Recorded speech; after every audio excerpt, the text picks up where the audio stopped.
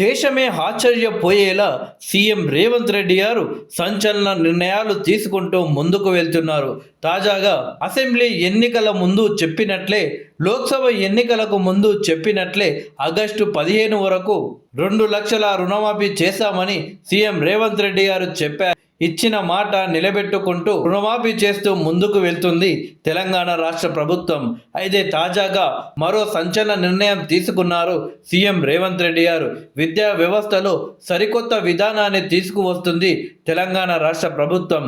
3వ తరగతి వరకు అంగన్వాడీలోనే ప్లే స్కూల్ తరహా బోధన, 4 నుంచి సెమీ రెసిడెన్షియల్స్ విద్యార్థులకు రవాణా సదుపాయం, విద్యావేత్తలతో చర్చించి ప్రణాళికలు రూపొందించాలి అని విద్యాశాఖకు ముఖ్యమంత్రి రేవంత్ రెడ్డి గారు ఆదేశాలు ఇచ్చారు. రాష్ట్రంలో ప్రభుత్వ పాఠశాలలను, విద్యా వ్యవస్థను పటిష్టం చేసే దిశగా సరికొత్త విధానంతో ముందుకు వెళ్ళాలి అని విద్యాశాఖ అధికారులను ముఖ్యమంత్రి రేవంత్ రెడ్డి గారు ఆదేశించారు.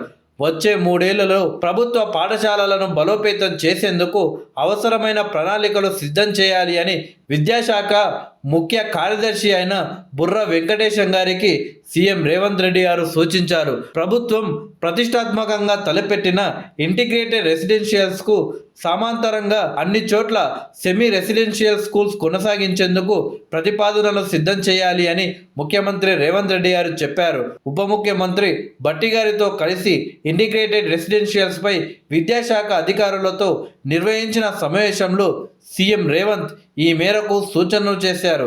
చిన్నపిల్లలకు సొంత గ్రామాల్లోనే సౌకర్యవంతంగా ఉండేలా ప్లే స్కూల్ తరహాలో 3వ తరగతి వరకు అంగన్వాడీ కేంద్రంలోనే విద్యాబోధన చేసేలా ప్రతిపాదనలు సిద్ధం చేయాలి అని ముఖ్యమంత్రి ఆదేశించారు.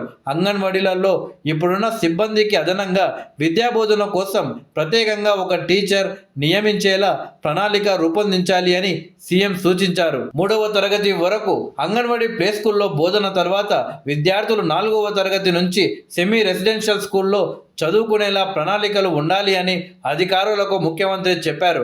అలాగే ఆయా గ్రామాల నుంచి విద్యార్థులు సెమీ రెసిడెన్షియల్ స్కూల్స్కు వెళ్ళి వచ్చేందుకు ప్రభుత్వమే రవాణా సదుపాయం కల్పించేలా చూడాలి అని సీఎం సూచించారు.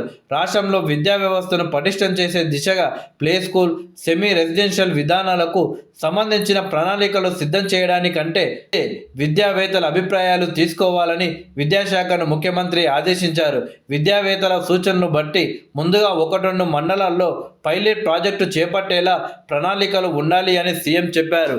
అలాగే పాఠశాల వసతులు, సౌకర్యాల పెంపు కోసం ప్రభుత్వ నిధులతో పాటు కార్పొరేట్ సోషల్ రెస్పాన్సిబిలిటీ ఫండ్స్ పైన దృష్టి సారించాలి అని అధికారులకు సూచించారు.